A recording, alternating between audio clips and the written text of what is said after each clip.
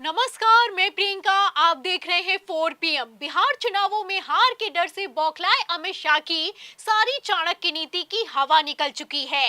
एक तरफ अमित शाह की रैली में कुर्सियां खाली पड़ी हैं, तो वहीं दूसरी तरफ चुनाव की वोटिंग से ठीक पहले नतीजों के लीक होने से हड़कंप मच गया है। तो फिलहाल जोश में कैसे होश खो बैठे हैं अमित शाह, आपको बयान सुनाएंगे। चुनाव आयोग ने कैसे डैमेज कंट्रोल किया और ज्ञानेश कुमार कैसे फंस गए हैं, उस पर भी आएंगे। लेकिन खबर में सबसे पहले अमित शाह के बयान के बाद से कैसे चुनाव आयोग की पोल पट्टी खुलती हुई नजर आ रही है, खेल समझिए। तो जैसा कि आप जानते हैं कि बिहार चुनावों से ठीक पहले एसआईआर को लेकर खूब बवाल हुआ। दावा तो पहले कर दिया गया था कि एसआईआर के बहाने वोटरों के नाम काटकर भारतीय जनता पार्टी चुनाव जीतना चाहती है। पहले दावा किया गया था और अब उस दावे के मुताबिक काम होता हुआ नजर आ रहा है। आपको 14 तारीख का परिणाम जानना है क्या? जानना है? जोर से बोलो, जानना है क्या? 14 तारीख को दोपहर 1 बजे लालू के बेटे का सुपड़ा साफ होने वाला है। तो आप देख सकते हैं कि अमित शाह ने भरे मंच से बिहार में चुनावी रैली के दौरान नतीजों का खुले में ऐलान कर दिया है। पहले पब्लिक से पूछते हैं, फिर पब्लिक को बताते हैं कि 14 नवंबर की दोपहर 1 बजे लालू के बेटे का सुपड़ा साफ होने वाला है। मतलब ये कॉन्फिडेंस तो अमित शाह को तब है जब भारतीय जनता पार्टी के कथित चाणक्य की रैली तक में कुर्सियां खाली पड़ी हुई हैं। अमित शाह बेचारे मंच से गिड़गिड़ा रहे हैं, लेकिन फिर भी पब्लिक आने के लिए तैयार नहीं है। एक तरफ रैली में भीड़ आ नहीं रही है, दूसरी तरफ अमित शाह ने न जाने किस दम पर दावा कर दिया है कि विपक्ष का सुपड़ा साफ होने वाला है।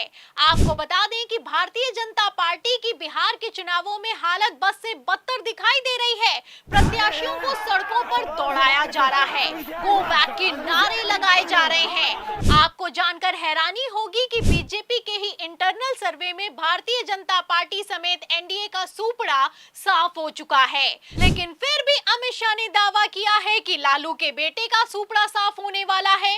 फिलहाल यहाँ पर मैं आपको बता दूं, अगर बिहार के चुनावों की बात की जाए तो पूरा का पूरा खेल एसआईआर के बाद से पलटता हुआ नजर आ रहा है। पहले भी एसआईआर को लेकर सवाल खड़े किए गए थे और अब एसआईआर होने के बाद किस तरीके से Amit Shah full confident mode में आ गए हैं, आप उनके बयान से अंदाजा लगा सकते हैं। फिलहाल जिस तरीके से अमित शाह बोले हैं, साफ दिखाई दे रहा है कि पूरा का पूरा चुनाव सेट हो चुका है।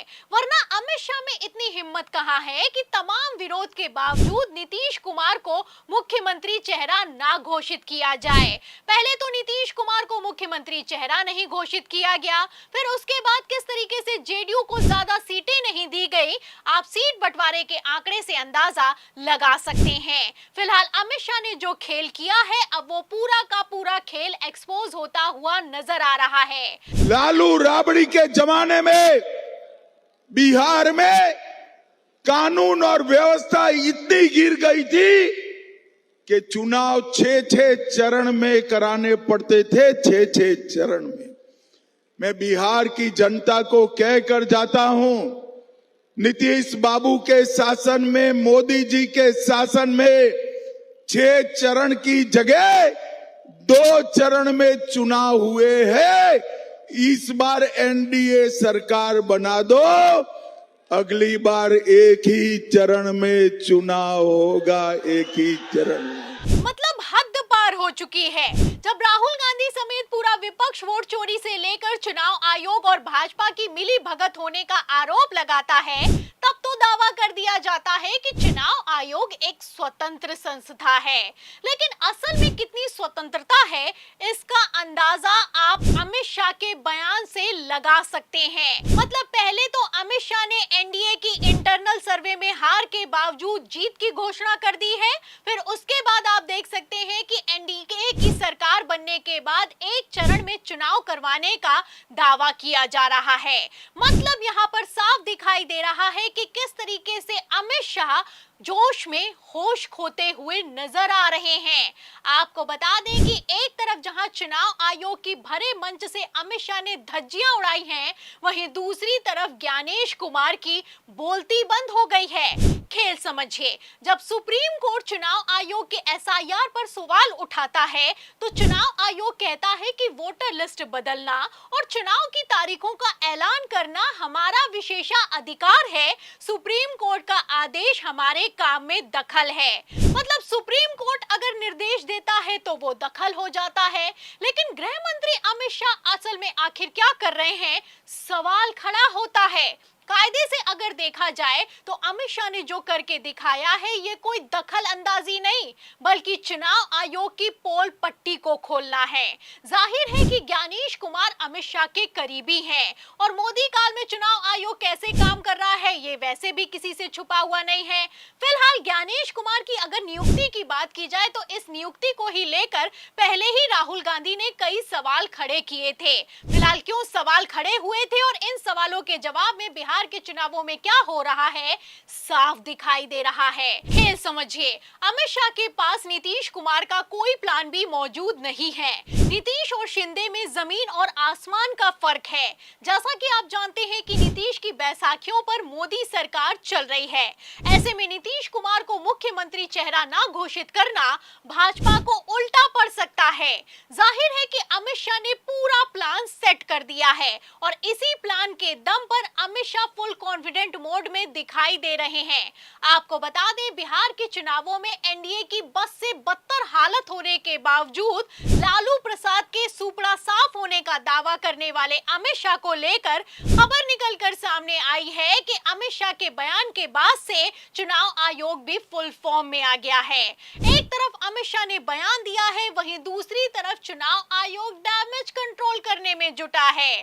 पहले तो बिहार में एसआईआर को लागू किया गया और अब आनन फानन में बंगाल में भी एसआईआर को करवाने की तैयारी पूरी कर ली गई है। खबर निकलकर सामने आ रही है कि अचानक से चुनाव आयोग की तरफ से प्रेस कॉन्फ्रेंस बुलाई गई है और दावा किया जा रहा है, ऐलान कर दिया गया है कि 5 राज्यों में एसआईआर होने वाला है। अब इस ऐलान से आप अंदाजा लगा सकते हैं कि किस तरीके से अमित शाह के ऐलान के बाद चुनाव आयोग फुल फॉर्म में आ गया है। अगर बात की जाए बिहार की, तो बिहार में आजादी के बाद से कभी भी भारतीय जनता पार्टी अपने दम पर बहुमत की सरकार को नहीं बना पाई। वहीं पर अगर बंगाल की बात की जाए तो बंगाल में भी भारतीय जनता पार्टी का जनाधार नहीं है। हर बार अमित शाह अपनी एड़ी चोटी का जोर लगाते हैं, लेकिन फिर भी ममता बनर्जी को हिला नहीं पाते हैं। फिलहाल अब जैसे बिहार में हालात हैं, प्रत्याशियों को दौड़ाया जा रहा है, अमित शाह की रैली में कुर्सियां खाली पड़ी हुई हैं और बीजेपी के ही सर्वे में एनडीए का सुपड़ा साफ हो चुका है। ऐसे हालातों में भी अगर बिहार चुनाव एनडीए जीत गया तो बंगाल में क्या होने वाला है, इस सवाल के जवाब में पूरी रिपोर्ट पर, अमित शाह के बयान पर आपको क्या लगता है? क्या बिहार में ईवीएम से भी बड़ा खेला सेट हो चुका है? जो भी आप सोचते हैं हमें कमेंट बॉक्स में जरूर लिखें। वीडियो को ज्यादा से ज्यादा शेयर करें, हमारे चैनल को लाइक करें, सब्सक्राइब करें, ज्वाइन करें। फिर मिलते हैं अगली खबर के साथ, तब तक के लिए धन्यवाद।